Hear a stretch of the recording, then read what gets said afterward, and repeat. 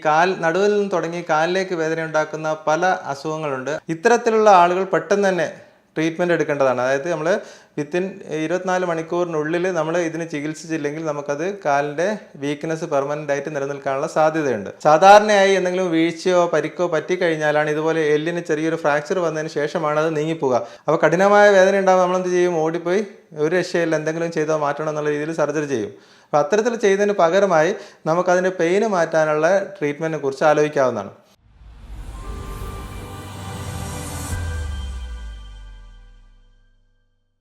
കഴിഞ്ഞ വീഡിയോയിൽ axial back pain, അതായത് നടുവിന് മാത്രം വേദന ഉണ്ടാക്കുന്ന കുറച്ച് കാരണങ്ങളെക്കുറിച്ച് നമ്മൾ ഡിസ്കസ് ചെയ്യുകയുണ്ടായി.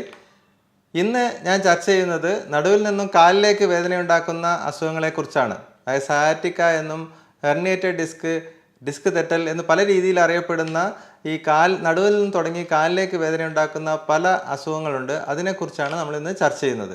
ഞാൻ doctor Nishad, consultant pain physician, cortex spine and pain care, Kozhikode. നടുവിൽ നിന്നും കാലിലേക്ക് വേദന ഉണ്ടാക്കുന്നത് ഏറ്റവും പ്രധാനമായി ഹെർണിയേറ്റഡ് ഡിസ്ക്, അതായത് ഡിസ്ക് തെറ്റുന്നത് കാരണമാണ് നമ്മൾ നടുവിൽ നിന്നും കാലിലേക്ക് വേദന ഉണ്ടാക്കുന്നത്. ഡിസ്കിന് തേയ്മാനം ഞാൻ നേരത്തെ പറഞ്ഞു, നടുവിന് മാത്രമാണ് വേദന ഉണ്ടാക്കുന്നതെങ്കിൽ ഡിസ്ക് പുറകോട്ട് തള്ളിക്കഴിഞ്ഞാൽ ഡിസ്കിൻ്റെ പുറകിലായി ഓരോ ഡിസ്കിൻ്റെ പുറകിലും ഓരോ നാഡി ഉണ്ടാവും. അത് രണ്ട് വശത്തും ഉണ്ടാവും. അപ്പോൾ ഏത് വശത്തേക്കാണോ ഡിസ്ക് തള്ളുന്നത്, ഇപ്പോൾ ഈ വശത്തേക്കാണ് ഡിസ്കിന് പ്രശ്നം ഉണ്ടാകുന്നതെങ്കിൽ അത് ആ ഭാഗത്തേക്കുള്ള കാലിൻ്റെ ആ നെർവിൻ്റെ ഭാഗത്തേക്ക് വേദന ഉണ്ടാവും. അപ്പോൾ ഇതൊരു ലൈന് പോലെ നമ്മൾ നടുവിൽ നിന്ന് തുടങ്ങി കാല് വരെ ഒരു വേദന ഉണ്ടാകും. ചിലപ്പോൾ നടുവിന് വേദന ഉണ്ടായിക്കൊള്ളുന്ന നിർബന്ധമില്ല. തുടക്കത്തിൽ നടുവിന് വേദന ഉണ്ടായിട്ടുണ്ടാവുമെങ്കിലും ഇപ്പോൾ കാലിലേക്ക് വേദന കൂടുന്ന സമയത്ത് നടുവിന് വേദന ഉണ്ടായിക്കൊള്ളുന്ന നിർബന്ധമില്ല. അപ്പോൾ പലപ്പോഴും നമുക്ക് സംശയം ഉണ്ടാകും, കാലിന് വേദന, പക്ഷേ നടുവിന് എനിക്കൊരു പ്രശ്നമില്ലല്ലോ. നമ്മൾ നടുവിലേക്ക് നോക്കുമ്പോൾ ഇവർ പറയുന്നത് വെച്ചാൽ നടുവിന് എനിക്കൊരു പ്രശ്നമില്ല, എനിക്ക് കാലിൽ മാത്രമേ വേദനയുള്ളൂ എന്നാണ്. അത് ഈ നെർവിന് പ്രശ്നം ഉണ്ടാകുമ്പോൾ നെർവിൻ്റെ പെയിൻ മാത്രമായിട്ടാണ് നമുക്ക് അനുഭവപ്പെടുക. ചിലപ്പോൾ നമ്മൾ ഏതെങ്കിലും ഒരു നെർവിൻ്റെ ഭാഗത്തേക്ക് മാത്രമായിട്ടാണ് വേദന അനുഭവപ്പെടുക. അതായത് നടുവിൽ നിന്ന് തുടങ്ങിയിട്ട് കാലിൻ്റെ സൈഡിലൂടെ പോയി കാലിൻ്റെ പുറം ഭാഗത്തേക്ക്, പുറോടിൻ്റെ ഭാഗത്തേക്ക് വേദന വരാം. അല്ലെങ്കിൽ കാലിൻ്റെ പുറകു വശത്തൂടെ, തുടയുടെ പുറകൂടെ, കാലിൻ്റെ പുറകിലൂടെ കാലിൻ്റെ അടിയിലേക്ക് വേദന വരാം. അല്ലെങ്കിൽ നമ്മളെ മുട്ടിൻ്റെ മുൻഭാഗത്തേക്ക് വേദന വരാം. അങ്ങനെ ഏതെങ്കിലും ഒരു നെർവിൻ്റെ ഭാഗത്തേക്ക് മാത്രമായിട്ടാണ് സാധാരണയായി ഈ ഹെർണിയേറ്റഡ് ഡിസ്കിൽ വേദന ഉണ്ടാവുന്നത്. അപ്പോൾ ഇതിനാണ് നമ്മൾ സയാറ്റിക്ക എന്ന് പറയുന്നത്. സയാറ്റിക്ക എന്ന് പറയുന്ന ഒരു കോമൺ ടെർമിനോളജിയാണ്. അതായത് നടുന്ന് കാലിലേക്ക് ഇറങ്ങുന്ന പെയിനാണ് സയാറ്റിക്ക എന്ന് പറയുന്നത്. പക്ഷേ എല്ലാ സയാറ്റിക്കയും ഡിസ്കിൻ്റെ പ്രശ്നമായിക്കൊള്ളണമെന്ന് നിർബന്ധമില്ല. അപ്പോൾ ഇതിൽ ഹെർണിയേറ്റഡ് ഡിസ്ക് എന്ന് പറഞ്ഞാൽ ഡിസ്ക് പുറകോട്ട് തള്ളിയിട്ടുള്ള പെയിന് സാധാരണ നമുക്ക് ഇരിക്കുന്ന സമയത്ത് ഇരുന്ന് കഴിഞ്ഞാൽ നല്ല വേദന ഉണ്ടാവും. അതുപോലെ തന്നെ മുന്നോട്ട് കുനിയാൻ പറ്റില്ല, മുന്നോട്ട് കുനിയുമ്പോൾ വേദന ഉണ്ടാവും, നടക്കുമ്പോൾ വേദന കൂടി വരും. അപ്പോൾ ഇതൊക്കെയാണ് ഹെർണിയേറ്റഡ് ഡിസ്കിൽ പെയിൻ ഉണ്ടാവുക. റെസ്റ്റ് എടുക്കുമ്പോൾ കുറച്ചൊരു കുറവുണ്ടാവും. അപ്പോൾ സാധാരണ ഇത് പല രീതിയിൽ വരാം. ഒന്ന് എന്ന് പറഞ്ഞാൽ പെട്ടെന്ന് നമ്മളെന്തെങ്കിലും ഒരു വലിയ ഭാരപ്പെട്ട സാധനം എടുത്ത് പൊക്കുന്ന സമയത്ത് ഡിസ്ക് തെറ്റി, അപ്പോൾ അതുവരെ ഒരു പ്രശ്നമില്ലാത്ത ആളായിരിക്കും. പെട്ടെന്നൊരു വെയിറ്റ് എടുത്ത് പൊക്കിയപ്പോൾ പെട്ടെന്ന് ഡിസ്ക് തെറ്റി കാലിലേക്ക് കൊളുത്തി പിടിച്ച് കാലിൽ മൊത്തത്തിൽ വേദന വന്നു. അപ്പോൾ തീരെ നടക്കാൻ പോലും പറ്റാത്ത അവസ്ഥയിലായിരിക്കും ചിലപ്പോൾ സ്റ്റാർട്ടിങ്ങിലുണ്ടാവുക. വേറെ ചില ആളുകൾക്ക് മെല്ലെ ആദ്യം നടുവേദന ഉണ്ടായി, പിന്നെ കുറച്ച് കഴിഞ്ഞ് മെല്ലെ കാലിലേക്ക് ചെറിയൊരു കടച്ചിൽ പോലെ ഇറങ്ങി അത് കൂടി വരുന്ന രീതിയിൽ വരാം. അപ്പോൾ ഈ രണ്ട് രീതിയിലും നമുക്ക് ഹെർണിയേറ്റഡ് ഡിസ്ക് പ്രസൻറ്റ് ചെയ്യാം. ഒന്ന് ഡിസ്കിൻ്റെ തേയ്മാനം കൊണ്ടായിരിക്കും, ഒന്ന് പെട്ടെന്നുണ്ടാകുന്ന വെയിറ്റ് എടുത്ത് പോക്കുന്നതുകൊണ്ട് പെട്ടെന്ന് ഡിസ്ക് തള്ളുന്നതുകൊണ്ടായിരിക്കാം. അപ്പോൾ ഇത് രണ്ടും നമുക്ക് കാലിലേക്കാണ് പ്രധാനമായിട്ട് വേദന ഉണ്ടാക്കുക. ഇതിൻ്റെ കൂട്ടത്തിൽ ഈ തരിപ്പ്, അതുപോലെ തന്നെ ചെറിയ പിൻസ് ആൻഡ് നീഡിൽ സെൻസേഷൻ, അപ്പോൾ അത്തരത്തിലുള്ള ടിംഗ്ലിംഗ് എന്ന് പറഞ്ഞ സെൻസേഷൻ ഇതൊക്കെ ഉണ്ടാവും. ചിലപ്പോൾ വീക്ക്നെസ് ഉണ്ടാവാം, അതായത് പാദം പൊക്കാൻ പറ്റാത്ത അവസ്ഥ, അല്ലെങ്കിൽ കാല് മൊത്തത്തിൽ തളർന്നു പോകുന്ന അവസ്ഥ, അതും അല്ലെങ്കിൽ വയറ്റുന്നു പോകാനോ മൂത്രമൊഴിക്കാനൊക്കെ ഉള്ള ബുദ്ധിമുട്ട്. അതിന് നമ്മൾ കോഡാ ഇക്വിനാസ് സിൻഡ്രോം, അതായത് കാലിലേക്കുള്ള തളർച്ചയും അതിനോട് കൂടെ തന്നെ നമുക്ക് വയറ്റുന്നു പോകായിക, അല്ലെങ്കിൽ മൂത്രം അറിയാതെ പോകുക, ഇങ്ങനത്തെ പ്രശ്നങ്ങൾ, അതൊരു എമർജൻസിയാണ്. ഞാൻ നേരത്തെ എൻ്റെ വീഡിയോയിൽ പറഞ്ഞതുപോലെ അതൊരു റെഡ് ഫ്ലാഗ് ആണ്. ഇത്തരത്തിലുള്ള ആളുകൾ പെട്ടെന്ന് തന്നെ ട്രീറ്റ്മെൻറ്റ് എടുക്കേണ്ടതാണ്. അതായത് നമ്മൾ വിത്തിൻ 24 മണിക്കൂറിനുള്ളിൽ നമ്മൾ ഇതിന് ചികിത്സിച്ചില്ലെങ്കിൽ നമുക്കത് കാലിൻ്റെ വീക്ക്നെസ് പെർമനൻ്റ് ആയിട്ട് നിലനിൽക്കാനുള്ള സാധ്യതയുണ്ട്. അപ്പോൾ അതൊരു എമർജൻസിയാണ്. അപ്പോൾ അതല്ലാതെ ഉള്ള ഹെർണിയേറ്റഡ് ഡിസ്ക്, അതായത് ഈ കോഡാ ഇക്വിനാസ് സിൻഡ്രോം ഞാൻ നേരത്തെ ഈ പറഞ്ഞ പ്രശ്നങ്ങളൊന്നും ഇല്ലാത്ത ഹെർണിയേറ്റഡ് ഡിസ്ക് നമുക്ക് എമർജൻസി ഇല്ല, നമുക്ക് പേടിക്കേണ്ട ആവശ്യമില്ല. കാരണം ഇതിൽ 90% ആളുകൾക്കും 3 മാസത്തിനുള്ളിൽ മാറും. ഈ ഹെർണിയേറ്റഡ് ഡിസ്കിൻ്റെ ഏറ്റവും വലിയ പ്രത്യേകത അതാണ്. അപ്പോൾ ഇത്രയും സിവിയർ പെയിനായിട്ട് നടുവെന്ന് കാലിലേക്കൊക്കെ വേദനയായിട്ട് വരുമെങ്കിലും ഒരു 90% ആളുകൾക്കും അതൊരു 6 ആഴ്ച മുതൽ ഒരു 3 മാസം വരെയുള്ള സമയം കൊണ്ട് അത് പൂർണ്ണമായിട്ട് മാറും. അപ്പോൾ നമുക്ക് ആ സമയം കൊടുക്കണം. അതാണ് ഏറ്റവും പ്രധാനം. ഒരു സർജറി ചെയ്യുന്നതിന് മുന്നേ ആയിട്ട് നമ്മൾ ഇത്തരത്തിലുള്ള മറ്റുള്ള ട്രീറ്റ്മെൻറ്റ് എടുത്തിട്ട് അതിനുള്ള സമയം കൊടുക്കുക എന്നുള്ള, ശരീരത്തിന് അത് റിപ്പയർ ചെയ്യാനുള്ള സമയം കൊടുക്കണം. ഇനി ഒന്നാമത്തെ കാരണം ഹെർണിയേറ്റഡ് ഡിസ്ക്കാണ്. രണ്ടാമത്തെ കാരണം ഈ ഭാഗത്ത് നമ്മൾ ഇതിൻ്റെ പുറകിൽ നമുക്ക് കാണാം, ഡിസ്കിൻ്റെ പുറകിൽ ഈ നെർവ് പോകുന്ന സ്ഥലമുണ്ട്. അപ്പോൾ അതിന് സ്പേസ് കുറയും. ഇപ്പോൾ ഒന്നുകിൽ ഹെർണിയേറ്റഡ് ഡിസ്ക് പുറകോട്ട് തള്ളുമ്പോൾ ആ ഞരമ്പിന് പോകാനുള്ള സ്പേസ് കുറയുകയാണ്. അതുപോലെ തന്നെ ഡിസ്കിൻ്റെ പുറകിലുള്ള ഈ ജോയിൻറ്റിൻ്റെ പ്രശ്നം കാരണമോ തേയ്മാനം കാരണമോ അല്ലെങ്കിൽ അതിൻ്റെ ഉള്ളിലുള്ള മറ്റുള്ള സ്ട്രക്ചേഴ്സിൻ്റെ വലിപ്പം കാരണമോ ആ ഭാഗത്ത് സ്പേസ് കുറയും.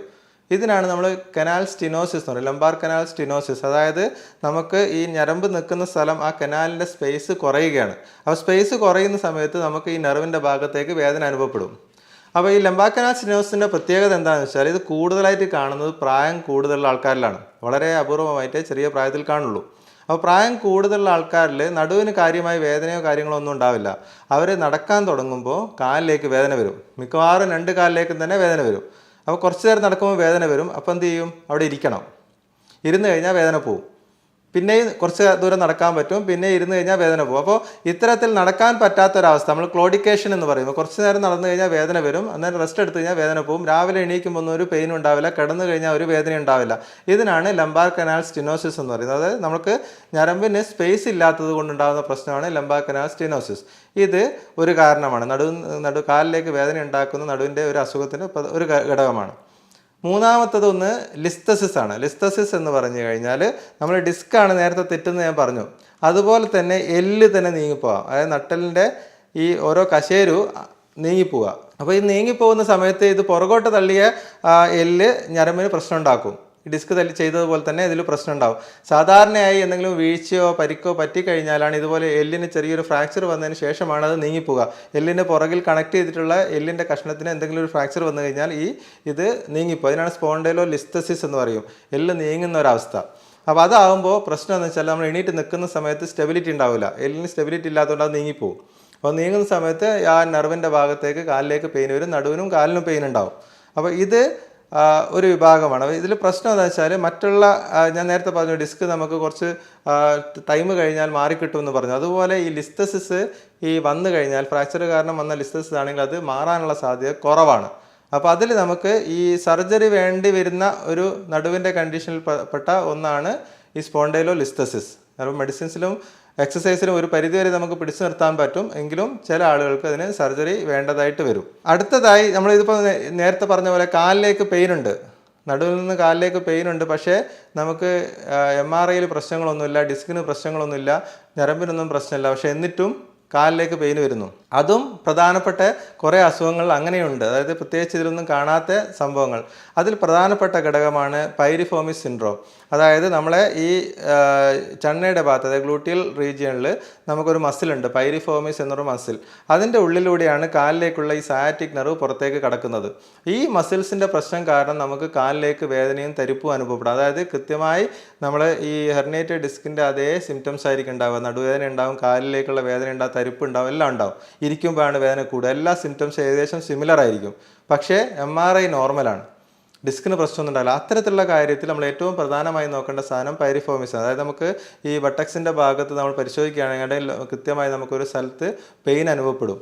അത് നമ്മൾ പരിശോധിച്ച് കഴിഞ്ഞാൽ നമുക്ക് കിട്ടും. അതുപോലെ തന്നെ അത് കൺഫേം ചെയ്യണമെങ്കിൽ അൾട്രാസൗണ്ടിൻ്റെ സഹായത്തോടെ ആ മസിലിൻ്റെ ഉള്ളിലേക്ക് നമ്മൾ ലോക്കൽ അനസ്തെറ്റിക്, അതായത് ധരിപ്പിക്കുന്ന മരുന്ന് ഇഞ്ചെക്ട് ചെയ്ത് കഴിഞ്ഞാൽ ആ പെയിന് പൂർണ്ണമായിട്ടും മാറും.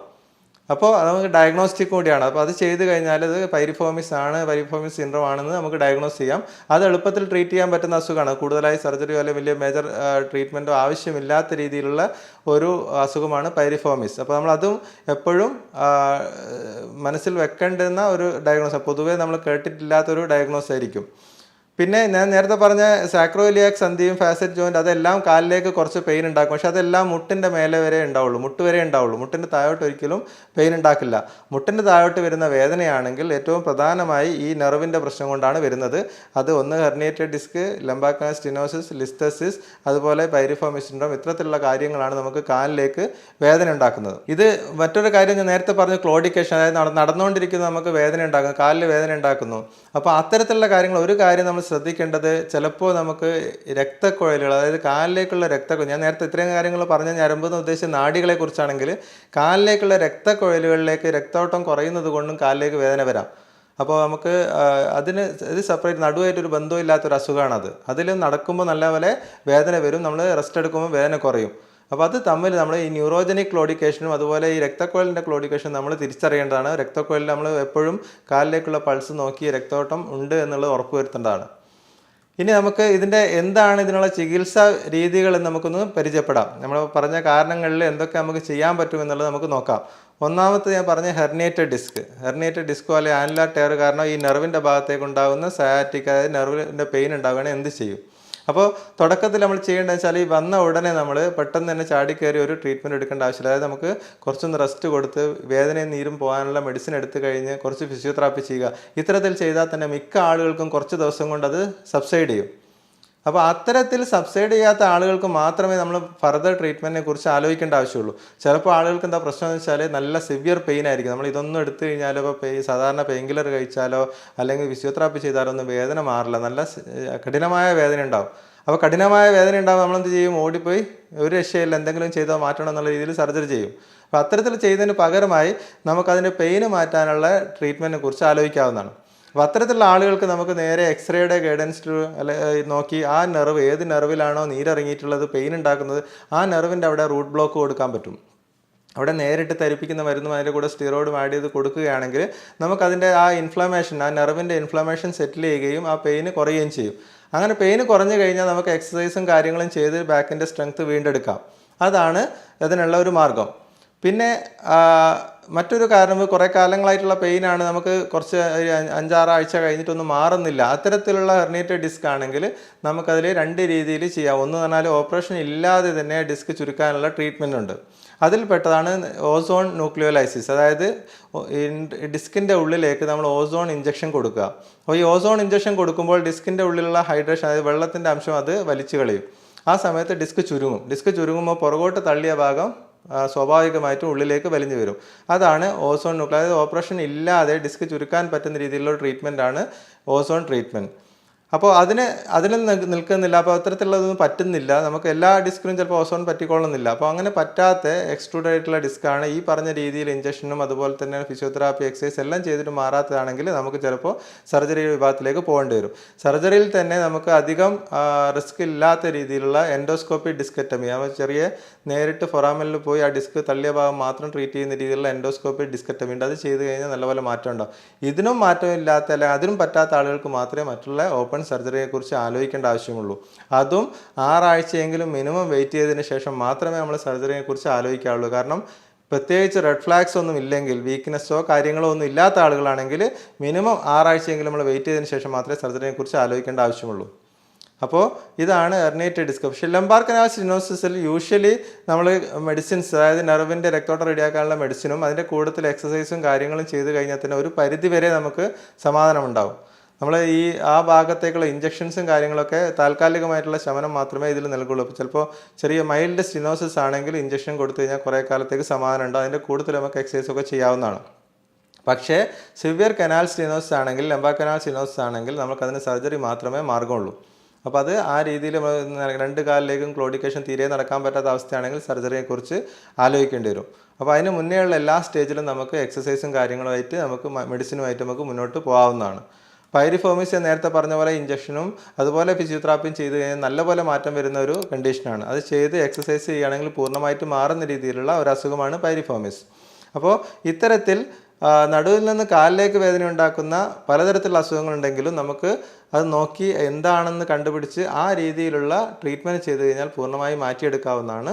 ഞാൻ ഇതുവരെ പറഞ്ഞ നടുവേദനയോ അല്ലെങ്കിൽ നടുവിൽ നിന്ന് കാലിലേക്ക് വരുന്ന വേദനയോ ബന്ധപ്പെട്ട എന്തെങ്കിലും സംശയങ്ങൾ നിങ്ങൾക്കുണ്ടെങ്കിൽ തീർച്ചയായും കമൻറ്റ് ബോക്സിൽ കമൻറ്റ് ചെയ്യേണ്ടതാണ്. ഞാൻ തീർച്ചയായും മറുപടി നൽകും. മറ്റൊരു വീഡിയോയുമായി വീണ്ടും കാണാം.